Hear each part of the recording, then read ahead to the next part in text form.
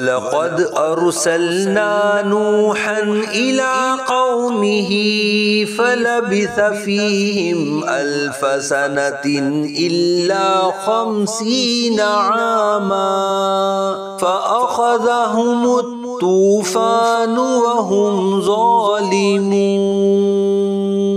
اور بے شک ہم نے نوح علیہ السلام کو ان کی قوم کی طرف بھیجا تو وہ ان میں 50 سال کم 1000 سال یعنی 950 سال رہے۔ پھر اس قوم کو طوفان نے پکڑ لیا اور وہ ظالم تھے۔ فَأَنجَيْنَاهُ وَأَصْحَابَ السَّفِينَةِ وَجَعَلْنَاهَا آيَةً لِّلْعَالَمِينَ۔ تو ہم نے نوح علیہ السلام اور کشتی والوں کو بچا لیا اور اس کشتی کو سارے جہانوں کے لیے نشانی بنا دیا۔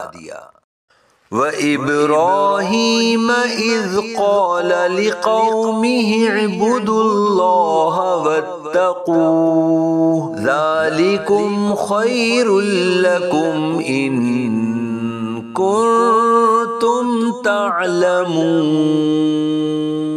اور ابراہیم علیہ السلام کو یاد کرو جب انہوں نے اپنی قوم سے فرمایا اللہ کی عبادت کرو اور اس سے ڈرو، یہ تمہارے لیے بہتر ہے اگر تم جانتے ہو۔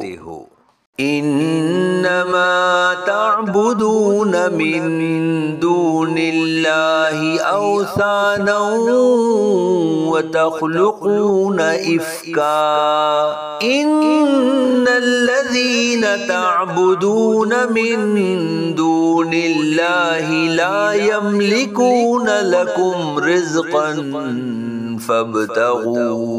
فابتغوا عند اللہ الرزق واعبدوه واشکروا له الیہ ترجعون وَإِن تُكَذِّبُوا فَقَدْ كَذَّبَ أُمَمٌ مِّن قَبْلِكُمْ وَمَا عَلَى الرَّسُولِ إِلَّا الْبَلَاغُ الْمُبِينُ۔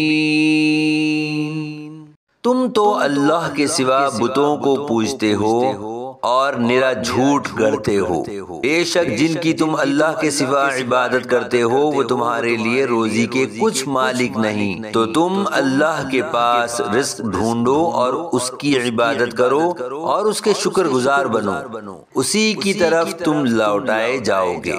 اور اگر تم جھٹلاؤ گے تو تم سے پہلے کتنے ہی گروہ جھٹلا چکے ہیں، اور رسول کے ذمے تو صرف صاف پہنچا دینا ہے۔